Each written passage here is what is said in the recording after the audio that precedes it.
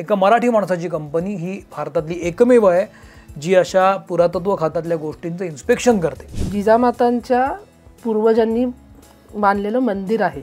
हो, बालाजीचं मंदिर देऊळगाव राजाला. बरं, या सगळ्या वेगवेगळ्या ठिकाणांच्या मूर्तींमधला काय फरक आहे का? सगळ्यात आवडीची, माझ्यासाठी आवडीची गोष्ट म्हणजे मला माझ्या कुलदैवताच्या मंदिराचं आणि त्या मूर्तीचं काम करता आलं. तर तुम्हाला त्यातनं काय दिसलं की या मूर्ती कशा बनवलेल्या होत्या, या कशा बनलेल्या होत्या, कशा तयार केलेल्या होत्या? टोप जर का आपण बघितली तर किल्ल्यावरती 24/7 ती एक्सपोज्ड आहे ॲटमॉस्फिअरला. त्याच्यामुळे ॲक्च्युली ते पेंट केल्यामुळे आपण त्याचं ओरिजिनॅलिटी घालवत नाही का? पूर्ण दगड, त्यात काही सोनं चकाकणारं काही नाही. पण त्यात मटेरियल अनालिसिस केल्यावरती आम्हाला प्युअर सिल्वर आणि प्युअर गोल्ड सापडले. मला सांगायला अतिशय आनंद होईल की ही मंडळी भारतीय सैन्यासोबत सुद्धा काम करतात. एक सॅम्पल्सची बॅच टेस्ट केली होती जी 15 लाख वर्ष जुनी होती. 15 लाख?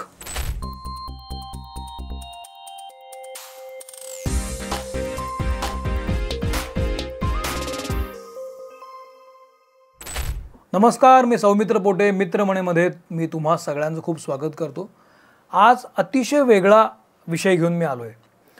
जनरली आपण कुठली गोष्ट खरेदी करताना त्याचा पोत तपासतो. म्हणजे शर्ट घ्यायचा असेल तर त्याचं कापड कसं आहे, किंवा भांडं आपण जेव्हा विकत घेतो तर भांड्याला कुठं पोच पडलेलं नाही ना, ते नीट आहे ना, चांगलं आहे ना, जाड आहे ना, वगैरे वगैरे. पण मोठ्या मोठ्या स्केलवर जेव्हा गोष्टी जातात तेव्हा त्याचं इन्स्पेक्शन कसं होत असेल असा विचार नेहमी माझ्या मनात येतो. विशेष करून जेव्हा काही महिन्यांपूर्वी छत्रपती शिवाजी महाराजांचा पुतळा दुर्दैवानं पडल्यानंतर पुतळ्याचे इन्स्पेक्शन्स करा असा तो एक विषय आला होता. तेव्हाच माझ्या डोक्यात हा विषय आला होता की इन्स्पेक्शन कसं करतात, इतक्या मोठ्या मोठ्या पुतळ्यांचं, इतक्या मोठ्या मोठ्या गोष्टींचं इन्स्पेक्शन कसं करतात, त्याचा पोत कसा ठरवला जातो. तर या संदर्भात काही लोकांशी बोलल्यानंतर आज माझ्यासमोर बसलेले आहेत तेजस इंगळे. तेजस, मी तुझं खूप स्वागत करतो. तेजसची इंजोटेक इंडिया प्रायव्हेट लिमिटेड नावाची कंपनी आहे, तिथे तो काम करतो. आणि सगळ्यात महत्त्वाची गोष्ट अशी की वेगवेगळ्या गोष्टींचं इन्स्पेक्शन ते करतच असतात, पण त्यातही हेरिटेजमध्ये ज्या गोष्टी येतात, पुरातत्व खात्यामधल्या ज्या गोष्टी येतात, ज्याच्यामध्ये तोफा, नाणी, वेगवेगळे देवळांमधल्या मूर्ती, अशा ज्या सगळ्या हजारो वर्षांपूर्वीच्या गोष्टी असतात, त्या गोष्टींचं इन्स्पेक्शन ही कंपनी करते, तेजस करतो. आणि पूर्ण भारतामध्ये असं इन्स्पेक्शन करणारा हा एकमेव आहे, ह्यांची एकमेव कंपनी आहे. हे मला सांगायला अतिशय आनंद वाटतो. तुमचं खूप कौतुक की एक मराठी माणूस, एका मराठी माणसाची कंपनी ही भारतातली एकमेव आहे जी अशा पुरातत्व खात्यातल्या गोष्टींचं इन्स्पेक्शन करते. तर इन्स्पेक्शन कसं चालतं, कशा पद्धतीनं होतं, यांनी काय काय काम केलं आहे, त्यातनं काय काय निष्पन्न झालं आहे, या सगळ्या गोष्टींचा आज उलगडा होणार आहे. तेजस आपल्याला सांगणार आहे. तर तेजस, तू वेळ काढून आलास याबद्दल तुझं खूप स्वागत. थँक्यू. तू आल्याबद्दल आमच्याकडनं एक छोटीशी भेट आम्ही देत असतो, ती तू घ्यावीस आणि मग आपण सुरू करू. पुणे कॉटन कंपनीतर्फे ही एक छोटीशी भेट. पुणे कॉटन कंपनीचे टी-शर्ट्स असतात ते तुम्ही घेऊ शकता. थँक्यू. तर डिस्क्रिप्शनमध्ये पुणे कॉटन कंपनीचा सगळा पत्ता आणि मेल वगैरे दिलेला आहे, तर तुम्ही तिथून टी-शर्ट्स मागवू शकता. हे टी-शर्ट्स अश्मन पेबल आर्ट्सतर्फे हा एक हँड पेंटेड दिवा.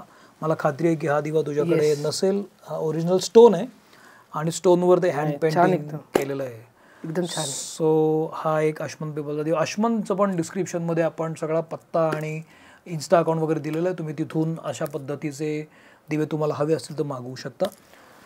आपल्याकडे नवीन पाहुणे आलेले आहेत. सांते फूड्सतर्फे हा एक चॉकलेट ब्रँड आहे. नो पाम ऑइल आणि नो रिफाईंड शुगर, उलट याच्यामध्ये आयुर्वेदिक हर्ब्सचा वापर त्यांनी केलेला आहे. ही जी चॉकलेट्स आहेत ती 3 फ्लेवर्समध्ये आहेत. एक आहे डार्क चॉकलेट, ओरिजिनल डार्क. दुसरा आहे कॅन्डिड ऑरेंज पील आणि रोस्टेड आल्मंड. अशा 3 फ्लेवरमध्ये चॉकलेट्स आहेत. महाराष्ट्र सरकारनं या स्टार्टअपला सपोर्ट केलेला आहे. एकूण 60 स्टार्टअपपैकी. तर असं हे सांते फूड्सचं डार्क चॉकलेट. तर ही एक आमच्याकडनं थोडीशी भेट. मला क्युरिओसिटी याचीच आहे की तुम्ही जेव्हा हेरिटेज डिपार्टमेंटमध्ये काम करता ते कसं करता, पण त्याच्याही आधी तुम्ही मुळात जे काम करता त्याला काय म्हणतात आणि त्या कामाबद्दल थोडंसं आम्हाला सांग. तर आम्ही जे काम करतो त्याचं फील्डचं नाव आहे NDE म्हणजे नॉन डिस्ट्रक्टिव्ह एक्झामिनेशन किंवा त्याला NDT नॉन डिस्ट्रक्टिव्ह टेस्टिंग असं सुद्धा म्हणतात. मराठीमध्ये म्हणायचं तर विध्वंसक चाचणी. म्हणजे उदाहरण द्यायचं तर मेडिकलचं उदाहरण मी युजली देतो लोकांना. मेडिकलमध्ये आपल्याला काही फ्रॅक्चर झाला तर आपण एक्सरे करायला जातो. तर जेव्हा एक्सरे करतो तेव्हा आपल्या आतल्या बोनची कंडिशन जाणवते, पण बाहेरनं बॉडीला काहीही त्याचा हार्म होत नाही किंवा आपली युटिलिटी त्या बॉडी पार्टची काही डॅमेज होत नाही. एक्झॅक्ट सेम गोष्ट आम्ही फक्त इनॅनिमेट ऑब्जेक्टसाठी करतो. म्हणजे जिवंत माणूस आणि जिवंत प्राणी ह्या 2 एंटिटी सोडल्या तर एनिथिंग अंडर द सन आम्ही इन्स्पेक्ट करतो. हो बरं. म्हणजे त्याच्यामध्ये झाडं पण आली, फळं फुलं पानं ते आलं, हेरिटेज म्हणलं तसं आलं, इंडस्ट्रीयल कंपोनंट्स आले, सगळं आलं. इंडस्ट्रियल कंपोनंट्समध्ये काय काय येतं? इंडस्ट्रियल कंपोनंट्समध्ये आपण ऑटोमोबाईल पार्ट्स म्हणजे ब्रेक डिस्क किंवा स्टेअरिंग नकल येतात. एरोस्पेसचे त्यांचे वेगवेगळे लॅमिनेट्स येतात. एरोप्लेन्सचे विंग्स किंवा फ्युजलाज त्याचं येतं. आपण पेट्रोल डिझेल वापरतो त्याच्या रिफायनरीज आहेत. तर रिफायनरीच्या आतमध्ये खूप मोठं एकरहून एकर पसरलेलं त्यांचं प्रेमायसेस आहेत, त्याचे कॉम्पोनंट्स आले. किंवा आपले केमिकल आणि फार्मास्युटिकल प्लांट्सच्या आतमधले कॉम्पोनंट्स आले. असं wide variety. Pen to piano तुम्ही सगळं करता, सगळं एक्सेप्ट लिव्हिंग ह्युमन्स ते मेडिकलच्या अंडर येतं आणि लिव्हिंग ॲनिमल्स जे वेटरनरीच्या अंडर येतं. ओके. हे सोडल्यास बाकी सगळं आम्ही करतो. मग आता हे सगळं करत असताना हेरिटेजमध्ये घुसावं, पुरातत्व विभागाशी संबंधित ज्या गोष्टी आहेत, जुन्या गोष्टी, तिथं जावं असं कधी वाटलं आणि कुणाला वाटलं? ओके, कुणाला वाटलं तर ते मला वाटलं. ही कंपनी माझ्या वडिलांनी चालू केली 1991 साली आणि इतकी वर्ष आमच्या इंडस्ट्रीमध्ये काम चालू आहे. तर आम्हाला मध्ये एकदा कोविडच्या आधी देऊळगाव राजा, बुलढाणा जिल्ह्यातले जे राजे आहेत आत्ताचे जाधव, त्यांची आणि माझ्या वडिलांची ओळख झाली कुठल्या तरी सेमिनारमध्ये. आणि त्यांना कळलं की आम्ही इन्स्पेक्शनची कामं करतो. तर त्यांच्याकडे जिजामातांच्या पूर्वजांनी बांधलेलं मंदिर आहे, बालाजीचं मंदिर देऊळगाव राजाला.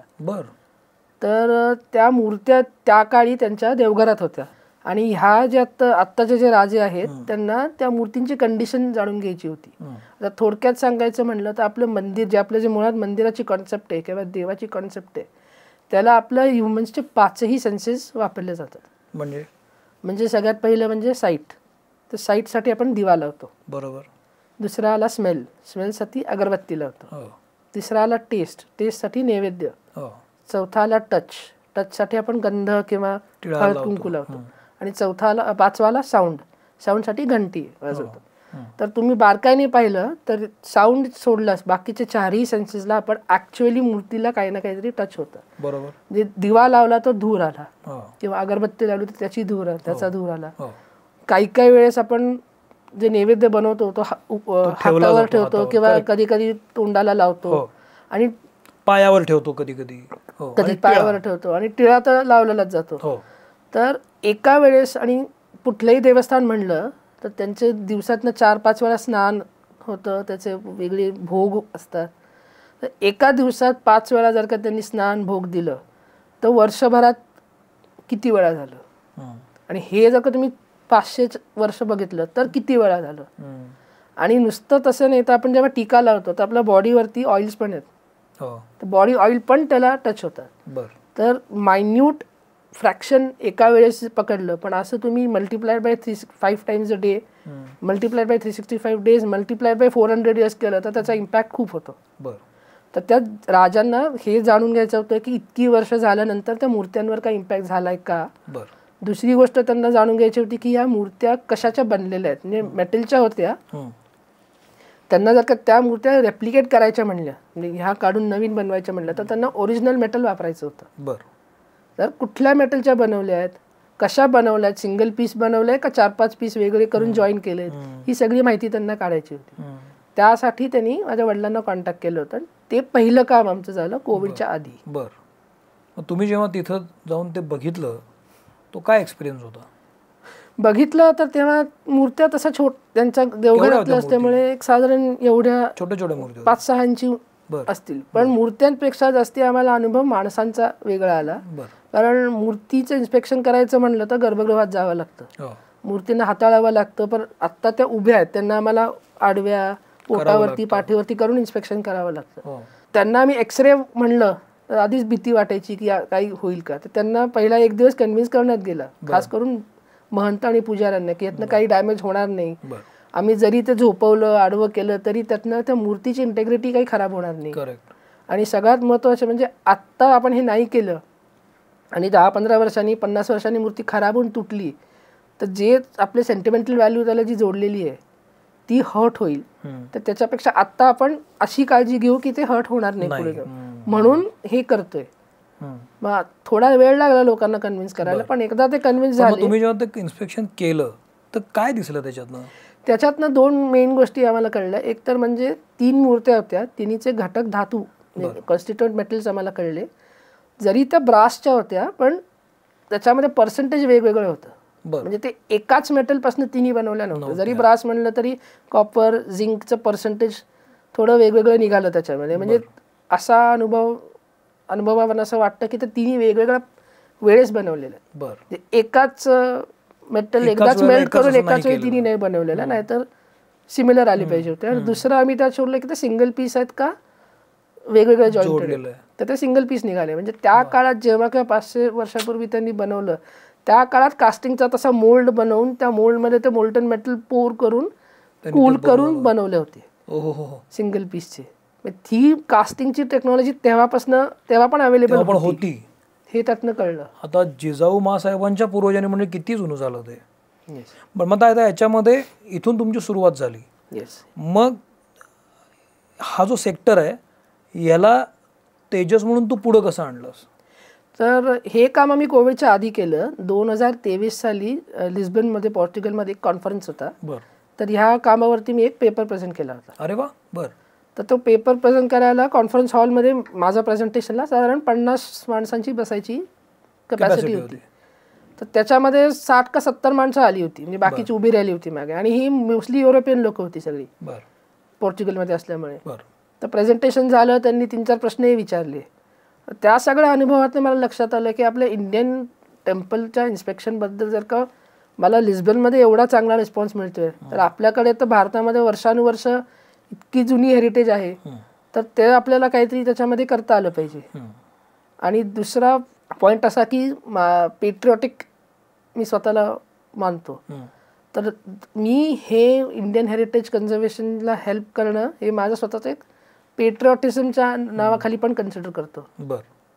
की मला काय करता येईल आपल्या देशासाठी, तर जे हजारो वर्ष जुनं हेरिटेज आहे ते जपून ठेवण्यासाठी, जतन करण्यासाठी मदत करता येईल. तर ह्या विचाराने मी डिसिजन घेतला की आपण याच्यामध्ये पण एंटर करू. आणि मग कसं एंट्री कशी झाली? तर मग एंट्री करताना आधी तेव्हा एकच आमच्याकडे एक्सपिरियन्स होता आणि आमची टेक्नॉलॉजी जी आहे ती मेनली इंडस्ट्रियल यूजसाठी डिझाईन होती. तर मग त्याचे हेरिटेज ॲपमध्ये काय काय ॲप्लिकेशन असू शकतात ह्याचा आम्ही आधी स्टडी केला. म्हणजे मग ते ॲप्लिकेशन सापडल्यावरती एक्झिस्टिंग टेक्नॉलॉजी डायरेक्ट वापरता येईल, काही अपग्रेड करावं लागेल, सॉफ्टवेअर हार्डवेअर काय अपग्रेड करावं लागेल का, टेक्निक काय बदलता येईल का. टेक्नॉलॉजी आहे पण वेगवेगळे वापरण्याचे टेक्निक आहेत, मग त्या टेक्निक आपल्याला बदलता येईल का, असा थोडा आधी फिजिकल आम्ही स्टडी केला. मग ॲक्च्युली आम्ही जिकडून जमेल तिकडनं सॅम्पल्स घ्यायचा प्रयत्न केले. हे काम करत असताना इतर देवळांमधले तुम्हाला जी कामं मिळाली किंवा तुम्ही जी केली ते आता कुठल्या कुठल्या देवळामुळे मला तो एक्सपिरियन्स काय होता आणि तो कसा तुमच्याकडे आला? ओके, तर ह्या प्रेझेंटेशन नंतर आम्ही गव्हर्नमेंटच्या, स्टेट गव्हर्नमेंट आणि सेंट्रल गव्हर्नमेंटच्या काही काही अधिकाऱ्यांना पण भेटलो, मार्केटिंगसाठी भेटलो होतो.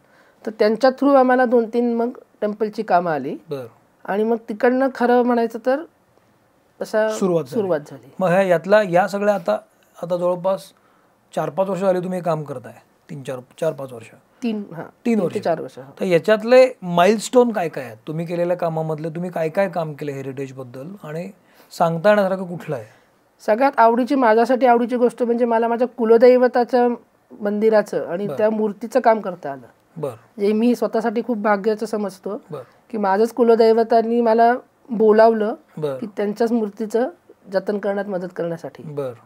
तर ती स्टोरी अशी होती की आम्ही तिथे, आम्हाला फोन आला की असं असं या मूर्तीचं काम आहे. तर आम्ही तिथे गेलो, एक दिवस आधी गेलो, सगळी मूर्ती पाहिली. तर त्यांनी मूर्ती सगळी क्लीन केली होती. म्हणजे युजली आपण मूर्तीवर बघतो त्यांचे अस्त्र असतात, ते दागिने असतात. तर अस्त्र, दागिने, पेंट सगळं करून त्यांनी बेअर स्टोन ठेवला होता. आणि त्यांना तो कुठल्या प्रकारचा स्टोन आहे हे पाहिजे. एकच स्टोनने सगळी मूर्ती बनवली आहे का वेगवेगळ्या, कारण दिसताना ते असं वाटत होतं की वेगवेगळ्या स्टोननी बनलेली आहे, पण त्यांना त्यातनं एक कन्फर्मेशन पाहिजे होतं. ते आम्ही मग त्यांना आमच्याकडनं करून दिलं होतं. पण मग याच्यामध्ये तुम्ही जेव्हा असं आता इतक्या मूर्तींचं केलं तुम्ही, हजारो वर्षांपूर्वीच्या किंवा काही 100 वर्षापूर्वीच्या, तर तुम्हाला त्यातनं काय दिसलं की या मूर्ती कशा बनवलेल्या होत्या, या कशा बनलेल्या होत्या, कशा तयार केलेल्या होत्या, इतक्या टिकल्या? त्याच्या मागचं जे सायन्स आहे ते शोधण्यासाठीच त्यांना हे सगळं करायचं होतं. की आता 400-500 वर्षापूर्वी ज्या दगडी मूर्त्या आहेत ते अजून इरोड पण नाही झाल्या, किंवा त्यांना काही वर्ण केमिकल लावून कोटिंग त्यांनी लावलं होतं का की ते खराब होऊ नये. खास करून मेटॅलिक मूर्तींना प्रॉब्लेम येतो गंजाचा, रस्टचा. तर त्याच्यावरनं त्यांनी तेव्हा काही कोटिंग लावलं होतं का की ज्यांनी ते इतकी वर्ष झाली खराब नाही झालं? लावलं होतं तर काय, कुठलं लावलं होतं, किती थिकनेसचं लावलं होतं? मग ते कोटिंग आपण आजच्या काळात वापरू शकू का, आजचा जे काही गंज आहे तो थांबवण्यासाठी? तर कोटिंगचा कसा येतो इश्यू की स्पेसिफिक थिकनेसचं लावावं लागतं. खूप कमी झालं तरी उपयोगाचं नाही, जास्त झालं तरी उपयोगाचं नाही. मग ते थिकनेस आम्ही त्यांना मेजर करून दिलं होतं की एवढ्या थिकनेसचं कोटिंग आहे, ते तुम्ही लावलं तर इतकी वर्ष टिकू शकेल. असा एक मॅथमॅटिकल फॉर्म्युला त्यांच्याकडे होता. त्यांना ते थिकनेस मेजरमेंट करून पाहिजे होती, तर ती आम्ही त्यांना करून दिली होती. मूर्तींमध्ये ॲक्च्युली मूर्ती करताना आम्हाला वेगळा अनुभव आला, मूर्तीचा नाही पण तिथे जाताना. तर कुलदैवताला आम्ही गेलो तर तिथे त्यांचा नियम होता की देवस्थानं जशी वेगळी तसे त्यांचे नियम पण वेगळे. तर त्यांचा नियम होता की तुम्ही गर्भगृहात जाताना सोळं नेसलं पाहिजे. तर आम्ही तिथे गेलो, त्यांनी आम्हाला सोळं वगैरे नेसवलं, पण आम्ही सोळं नेसवून आत जाताना बाकीचे जे तिथे हे आले होते, डिवोटीज आले होते, ते आमच्याकडे वेगळ्या नजरेने बघत होते. कारण आम्ही सोळं घेऊन खांद्यावरती बॅकपॅक, दोघांच्या हातामध्ये वेगवेगळे इलेक्ट्रॉनिक इक्विपमेंट, काहीतरी कळत नाही काय चाललंय. आणि असं बघून ही कोण 2-3 लोकांची टीम चालली आहे आतमध्ये, म्हणून बाकीच्या लोकांचे जास्त एक्सप्रेशन बघितलं तर जरा थोडे कन्फ्युज किंवा काय. त्याच्यामुळे कधी वादावादी वगैरे झाली? मला स्वतःला तरी वादावादी नाही अनुभव आली, कारण आम्ही काय करतो, काम करायच्या आधी व्यवस्थित जे कन्सर्न हायर ऑथॉरिटीज आहेत त्यांना समजावतो आधी. आता हेरिटेजमध्ये खूप गोष्टी येतात, म्हणजे अगदी गड किल्ले, तोफा, बंदुका, तेव्हाच्या भाले बिले सगळं. यातलं तुम्ही काय काय केलंय? आम्ही तोफ आणि तोफगोळे केलेत आणि धनुष्यबाण केलेत. मग तोफ कुठले केलेत आणि काय त्याचा रिझल्ट असतो, का केले? तोफेसाठी काय, तोफ जर का आपण बघितली तर किल्ल्यावरती 24/7 ती एक्सपोज्ड आहे ॲटमॉस्फिअरला. पाऊस, ऊन, वारा, आता भारतात कमी पण कधी कधी बर्फ पण पडतो. तर त्याचा काही ना, आणि त्या मेटलच्या आहेत किंवा दगडी आहेत फार फार, पण युजली तोफा मेटलच्याच. तर मेटलवरती एवढ्या सगळ्या ॲटमॉस्फिअरिक एलिमेंट्सचा खूप वेगळा इफेक्ट येतो. तिथे जरी त्यांनी त्या काळात कोटिंग वापरलं असेल तर कालांतराने कोटिंग निघून गेलं असेल तर ते कोरोजन चालू होतं, मग त्याला पिटिंग होतं. एकदा कोरोजन सुरू झालं की ते थांबवणं कठीण आहे. मग त्यांना तोफेचं मटेरियल कुठलं होतं, परत त्याच्यावरती काय त्यांनी कोटिंग लावलं होतं का, वरनं पेंट लावला होता, पण पेंटमुळे खालचा गंज कंटिन्यू होऊ शकतो. कारण गंजाचं पेंटिंगचं कसं आहे, गंज काढल्यावरती पेंटिंग करावं लागतं. डायरेक्ट गंजावर पेंट केलं तर तो गंज खाली कंटिन्यू होत राहतो. तर ते स्ट्रिप करून तिथनं आम्ही मेटलर्जिकल सॅम्पल घेतलं होतं मायक्रोस्कोप खाली इन्स्पेक्ट करण्यासाठी, आणि मायक्रोस्कोप खाली इन्स्पेक्ट करून त्याचं स्ट्रक्चर सांगितलं होतं. पण मग हे काय असतं, म्हणजे तू जसं आता म्हणालास की मला मदत करायची होती, मला त्यांना सांगायचं होतं, तर हे जे तुम्ही सगळं सांगतात ते कसं असतं, त्याचा पुढे उपयोग काय होतो? पुढे उपयोग म्हणजे आता तोफाच्या बाबतीत बघितलं तर मेटलच्या मुळात प्रॉपर्टीज कशा आहेत, हीट आणि कूल केलं की त्याचं स्ट्रेंथ वगैरे प्रॉपर्टीज चेंज होतात. तर उन्हामध्ये तापून लगेच पाऊस गार पडला तर त्याचे मायक्रोस्ट्रक्चर लेवलला प्रॉपर्टीज चेंज होतात. ब्रिटलनेस एक कधी कधी येतो, आणि मग तो जर का ब्रिटलनेस खूप झाला, आपण कधी कधी पाहतो की अतिशय गंजलेली एखादा लोखंड असेल, नुसतं आपण टिचकी मारली तरी निघतं, ते चुरा होतो. तेवढ्या कंडिशनला जायला नको, म्हणून आत्ता प्रेझेंट कंडिशन काय आहे हे मायक्रोस्कोप खाली इन्स्पेक्ट करून त्यांना. पण मग प्रेझेंट कंडिशन काय होती तू केली? ती बऱ्यापैकी चांगली होती, कारण त्यांनी वरनं ते कोटिंग वगैरे लावलं होतं. आपण कुठेही बाहेर गेलो, ओपन एअर मध्ये कुठेही आपण तोफ बघितली. गेटला जरी म्हणलं आपलं तरी वरनं पेंट लावतं कुठलाही. हो, ती पेंटचं मेन काम शोभा देण्यापेक्षा गंजाल नको म्हणून असते. एकीकडे आपण अनपेंटेड गेट पाहिलं घराचं, पण अशामुळे ऍक्च्युअली ते पेंट केल्यामुळे आपण त्याचं ओरिजिनॅलिटी घालवत नाही का? नाही ना, कारण ओरिजिनली त्यांनी पण पेंटच केली होती. बर.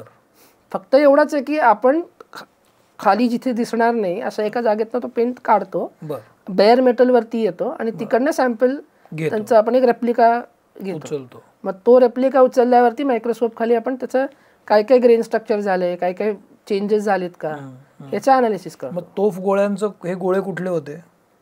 गोळे कुठले होते म्हणजे कोणी सांगितलं, कसे आले, म्हणजे तुमच्याकडे इन्स्पेक्शनला कसे आले? एक गृहस्थ होते ज्यांच्याकडे तोफ गोळे होते. बरं. ते आमच्याकडे घेऊन आले होते की मला बघायचं ह्याच्यामध्ये काय आहे, काय मटेरियल. तर मटेरियल आम्ही त्यांनी करून दिलं आणि त्याच्यात छोटंसं भोक होतं. एक एक्सरे काढल्यावर कळलं वरती टॉपला एक छोटंसं भोक आहे तोफ गोळ्याला. तर ते त्यांना कळत नव्हतं की त्याचा एक्झॅक्टली पर्पज काय आहे. आतमध्ये बघितलं तर ते सॉलिड एक हॉलो आहे, तर हॉलो होतं. मग नंतर त्यांनी विचार केल्यावर सांगितलं की बहुतेक त्या भोकामध्ये गन पावडर घालायचा चान्स होता. म्हणजे तो जेव्हा तोफ गोळा इम्पॅक्ट होईल तेव्हा त्या गन पावडरला त्या हीटनी अटॅक होऊन बस्ट होईल. सॉलिड गोळा नुसता गेला तर तो पडेल तिथे. त्या भोकामध्ये गन पावडर घातली आणि गन पावडर मग तिथे जे इम्पॅक्टनी जी हीट येईल त्यांनी एक्सप्लोड होईल, मग तो अजून मोठा एक्सप्लोजन होईल. पण मग ते गन पावडरचं जो जे होल होतं त्याच्या आजूबाजूला जे सॉलिड होतं ते काय होतं? ते प्रॉपर मेटलच होतं, म्हणजे आपलं नॉर्मल आयन होतं. आयन बस्ट होतं ते? हो. आयन एका पर्टिक्युलर टेम्परेचरला गेलं की आणि आतून प्रेशर येईल ते. पण जनरली दारू गोळा म्हणतो ना आपण, दारू गोळा. पण मग त्या दारू फक्त ती गन पावडरच असते, बाकी काही नसतं त्याच्यामध्ये एक्सप्लोजिव्ह? गन पावडरमुळे मेन एक्सप्लोजन तो एक भाग झाला, पण बाकी गोळ्यामध्ये काही नसतं, फक्त आयन असतं. गोळ्याच्या मटेरियलमध्ये आयन आणि काय काय त्यांचे अलॉईंग एलिमेंट्स असतात. बरं. त्याला तेवढी स्ट्रेंथ, म्हणजे ते एलिमेंट्सचं काम हे की जेव्हा तोफेतनं निघतो तेव्हा तुटायला नको, तेवढी, आणि तो हवेतनं जाईल तेव्हा स्पीड पिकअप होईल, त्याच्यामुळे गरम होईल. तर ते सगळं सस्टेन करता आलं पाहिजे म्हणून त्याच्यात अलॉईंग एलिमेंट्स घालतात. तोफ गोळा तुम्ही एकदाच केलाय की वेगवेगळे तोफ गोळे केलेत? सध्या तरी आम्ही एकच केला होता. तुम्ही मूर्ती ज्या केल्या वेगवेगळ्या त्या कुठल्या कुठल्या भागातल्या केल्या? मूर्त्या आम्ही म्हणजे फक्त महाराष्ट्रातल्या केल्या का भारतातल्या केल्या? महाराष्ट्रातल्या केल्या. बरं. भारतातल्या आम्ही बघून आलोय पण अजून केल्या नाही. मग महाराष्ट्रातल्या समजा पश्चिम महाराष्ट्रातल्या केल्या असतील किंवा नाशिक साईडच्या केल्या असतील किंवा विदर्भातल्या केल्या असतील, अशा केल्यात? अशा केल्यात. म्हणजे तर यांच्या या सगळ्या वेगवेगळ्या ठिकाणांच्या मूर्तींमधला काय फरक आहे का, की पश्चिम महाराष्ट्रामध्ये अशा पद्धतीनं मूर्ती बनल्या, विदर्भामधल्या मूर्ती अशा पद्धतीनं बनल्या, असं काही सांगता येईल? लोकेशनवरनं नाहीये, ते देवस्थानावरनं फरक आहे. पण ती पद्धत असते ना बांधायची, एखादी मूर्ती तयार करायची पद्धत असते. अमरावती मधलं एखादं मूर्ती, एखादं देऊळ असेल जुनं, तर तिथली मूर्ती काय मी कोल्हापूरवरनं करून घेणार नाही, मी ती त्याच भागामध्ये देणार. किंवा कोल्हापुरामधली मूर्ती मी काय चंद्रपूरला पाठवणार नाही.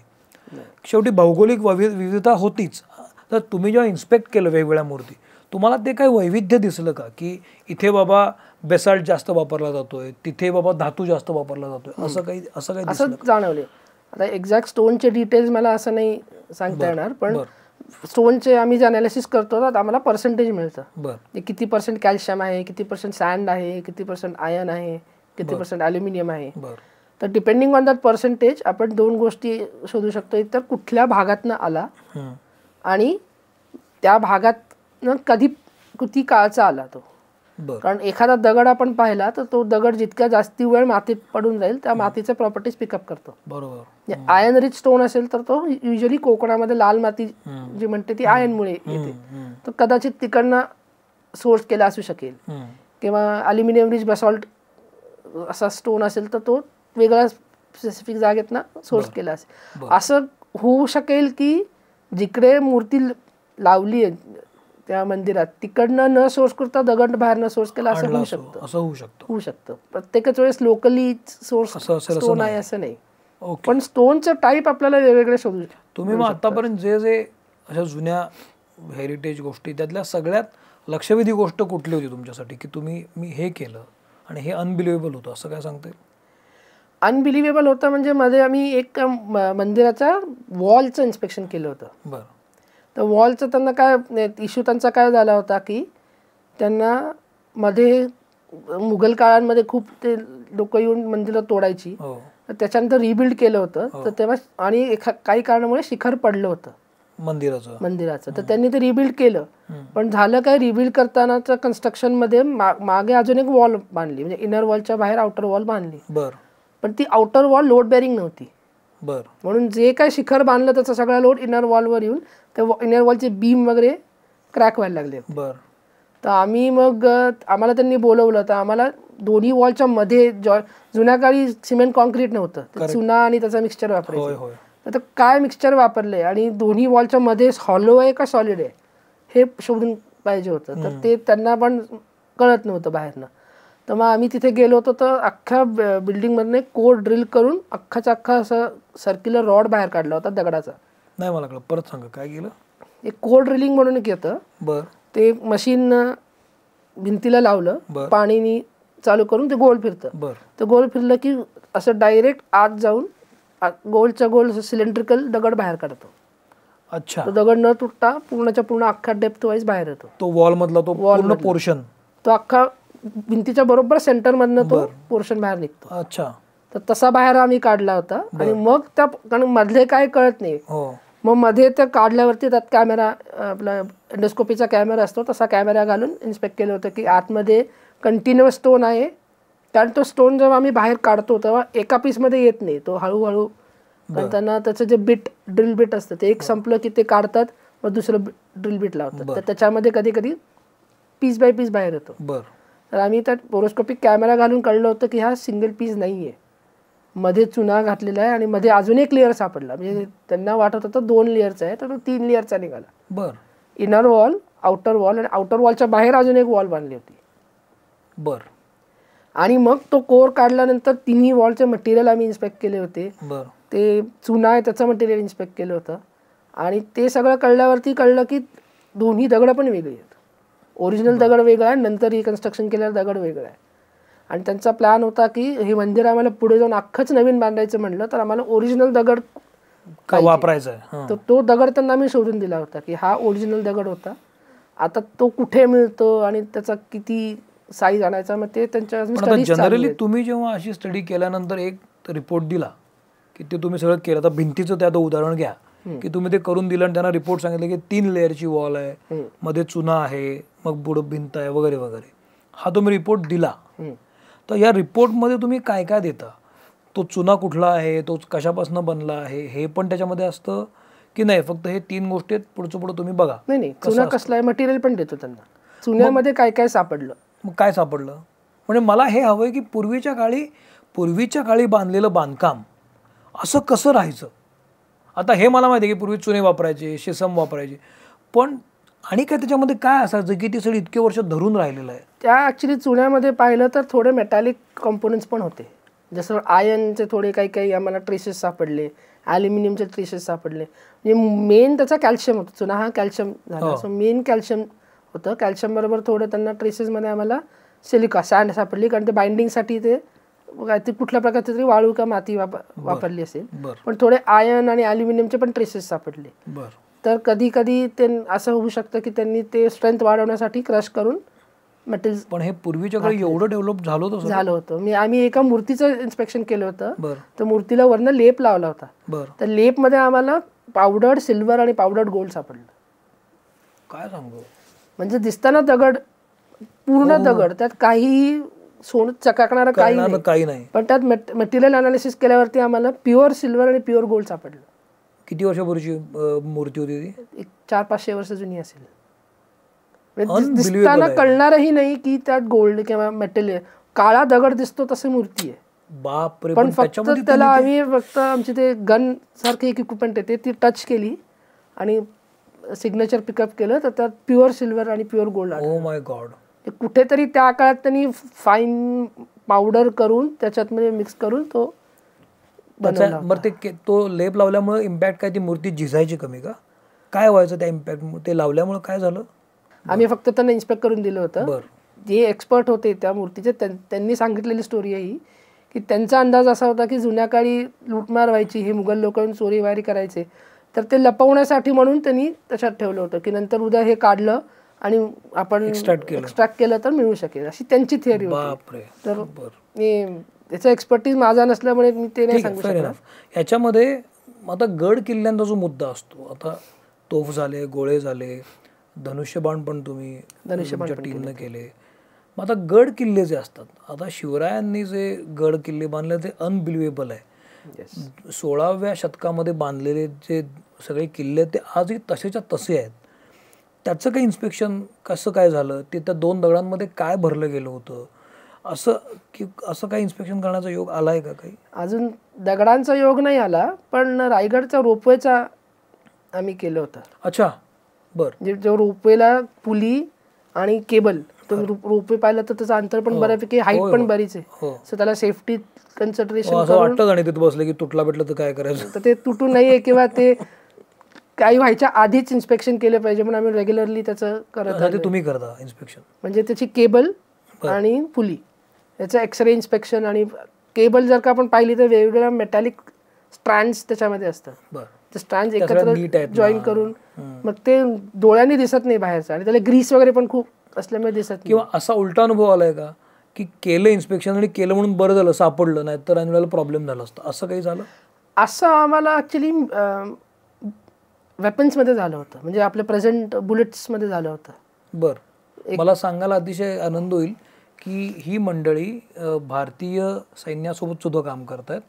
भारतीय सैन्याचा जो काही दारुगोळा असतो किंवा तत्सम वेपन्स असतात त्याचं सुद्धा इन्स्पेक्शन हे करतात. ही अतिशय कौतुकाची गोष्ट आहे. काय झालं होतं तेव्हा? तेव्हा ॲक्च्युली खूप जुनी गोष्ट आहे. तर तेव्हा बुलेट्स, आता बुलेट बघितलं तर बुलेटला केसिंग आहे, आतमध्ये गन पावडर येते आणि वरनं मग ते वेल्ड होतं.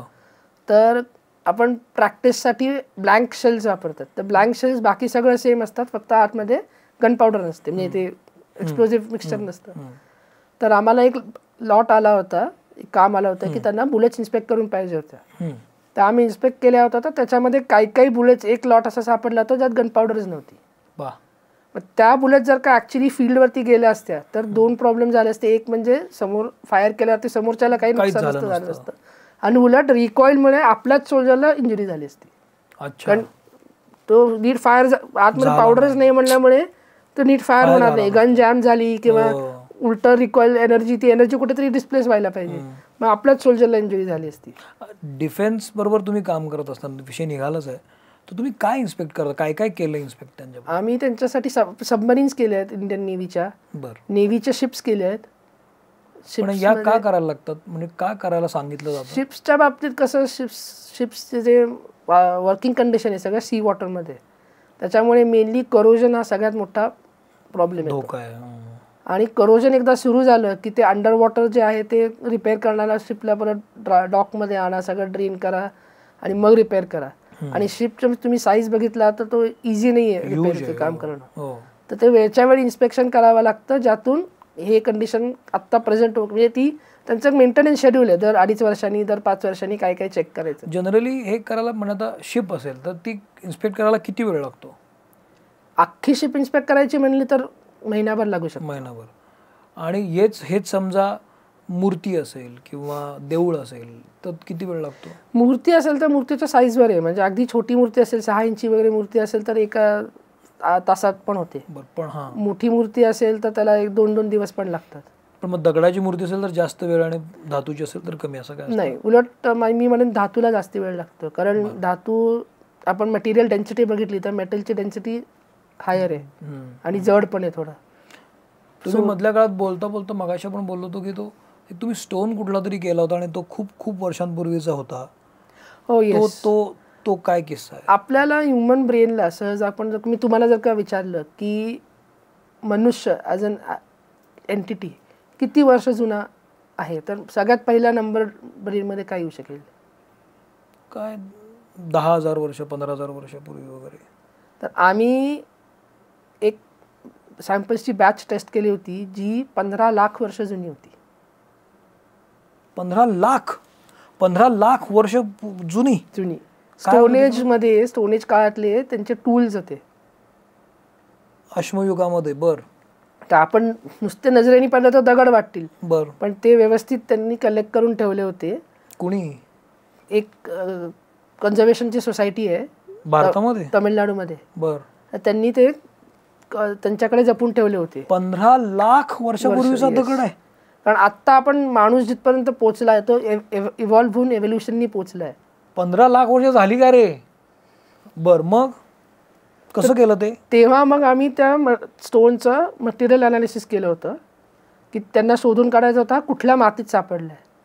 त्याच्यानंतर मी त्यांचं हार्डनेस टेस्टिंग केलं होतं आणि सरफेस रफनेस टेस्टिंग केलं होतं.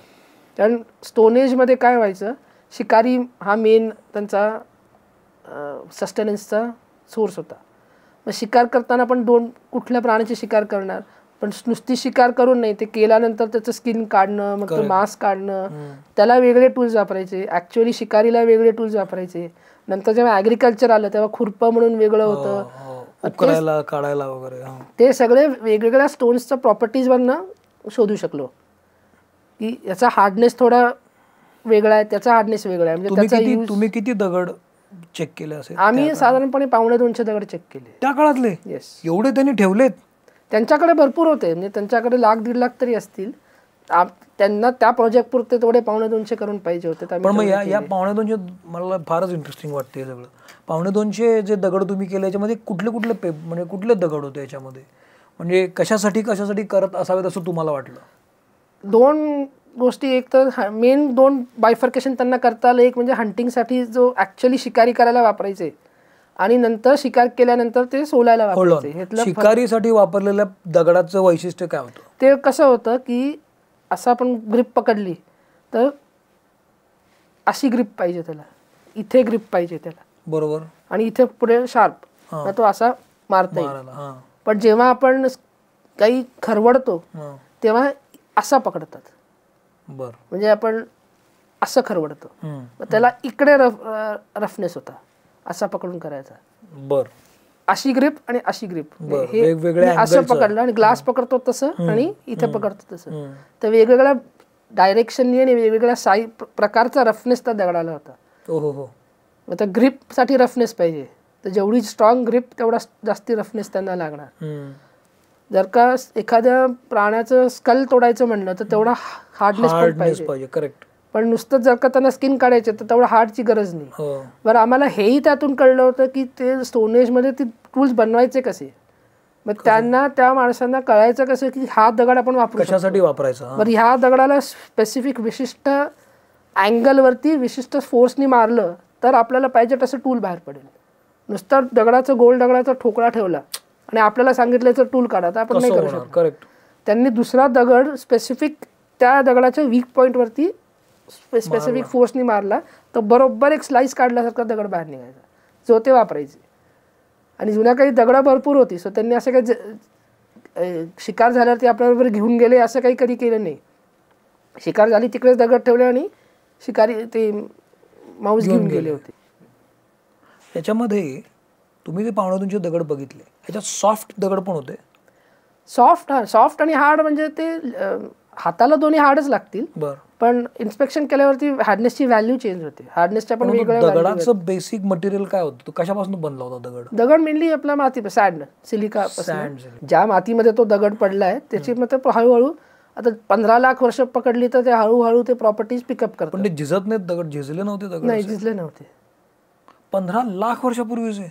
पण आपण गेलो तर आपल्याला ते दगड वाटतील, पण इन्स्पेक्शन केल्यानंतर त्याचा खरा यूज काय होता हे तेव्हा कळलं. अरे वा. बर, आता शेवटच्या टप्प्याकडे आपण आलेलो आहोत या सगळ्या गप्पांच्या. येत्या काळामध्ये कशाचं इन्स्पेक्शन तुम्हाला करावंसं वाटतं की याचं केलं पाहिजे, या गोष्टीचं केलं पाहिजे, त्या गोष्टीचं केलं पाहिजे? ॲक्च्युली तुम्ही मगाशी इंट्रोडक्शनच्या वेळेस विषय काढला की छत्रपती शिवाजी महाराजांच्या पुतळ्यांचं मध्ये दुर्दैवाने ते झालं, तर त्याच्यामुळे बऱ्याच महानगरपालिका आपापल्या शहरातल्या पुतळ्यांचं इन्स्पेक्शन करतायत. तर तो एक स्कोप आहे. आणि दुसरं म्हणजे भारताची अजून म्हणावं तेवढं आउटरीच नाही झालेलं. म्हणजे कन्झर्वेशनमध्ये जे आपलं चालू आहे, हेरिटेजमध्ये बरेच येतात, पेंटिंग्स पण येतात किंवा त्याच्यामध्ये आपले मूर्त्या किंवा मंदिरं झालीच, पण दागिने पण येतात. दागिन्यांचं केलं तुम्ही? दागिन्यांचं पण केलं होतं. दागिन्यांमध्ये काय इंटरेस्टिंग गोष्ट? दागिन्यांमध्ये आम्हाला ऍक्च्युली रत्नांमध्ये काय असं 2 इंटरेस्टिंग गोष्टी होत्या. एक तर म्हणजे आम्ही अंगठ्या केल्या होत्या. तर आम्हाला ते सांगितलं होतं डायमंड डे म्हणून. तर आम्ही 2 का 3 अंगठ्या केल्या होत्या. त्यातल्या मला वाटतं 3 अंगठ्या केल्या होत्या, त्यातल्या 2 मध्ये ओरिजिनल डायमंड सापडला. 3ऱ्या अंगठीमध्ये फेक डायमंड निघाला. मग ती कोणाची अंगठी होती, कुठल्या काळातली होती ते डिस्क्लोज नाही केलं, पण तो ग्लास प्रॉपरली लिटरली होती. हा बऱ्यापैकी जुनी होती, पण एक 50-100 वर्ष जुनी असेल. पण त्याच्यामध्ये ग्लास सापडला, दिसायला एकदम दोन्ही अंगठ्या सेम समोर दिसलं तर कळणार नाही. पण आता तुम्ही मगाशी तू म्हणालाच बोलता बोलता की हे काम केल्यामुळं आपण एक सोसायटीला काही देणं लागतो का, अशा पद्धतीनं काम करतो आपण. तर मग आता त्या दृष्टीनं काय पुढचं काम करायचं आहे, काय इच्छा आहे काम करायची? मला स्वतःला मेनली मंदिरांचंच खूप करण्याचं आहे, कारण आपलं संस्कृतीमध्ये देव आणि देवस्थानाचे खूप महत्त्व आहे. सो त्यासाठी एक करायचं. आणि दुसरं मला आपले अंडर वॉटर हेरिटेज पण भरपूर आहे आपलं. बरं. म्हणजे जुन्या काळी ज्या आपल्या बोटी पण काही काही होत्या, त्या पण आता कुठेही जतन केल्या आहेत, कुठे नाही केलेल्या आहेत, ते सगळं करायची इच्छा आहे. माझी स्वतःची मरीन इंजिनिअरिंगची बॅकग्राऊंड असल्यामुळे मला अंडर वॉटर हेरिटेजमध्ये पण इंटरेस्ट आहे थोडा. बरं. नाही, मला हे फार महत्त्वाचं वाटतं तू ज्या पद्धतीनं काम करतोस. मला आणखी कुतूहल आहे की येत्या काळामध्ये गड किल्ल्यांचं पण तू करावंस. गड किल्ल्यांमध्ये काय सापडलं, कशा पद्धतीने ते होत होतं, आणि शेवटी असं असतं की आपण पूर्वी काय वापरत होते हे आता आपण कशा पद्धतीनं वापरू शकतो का, किंवा अशा पद्धतीनं काही केलं तर ते आणखी प्रिझर्व होऊ शकतं का, याचा काही नवीन जर तू अभ्यास करून असं काही तुला सापडलं तर ते फार इंटरेस्टिंग असेल. मला कौतुक आहे की संपूर्ण भारतामध्ये तेजस आणि त्याची कंपनी हे असे एकमेव आहेत की ज्या पद्धतीनं हे आता काम करतात.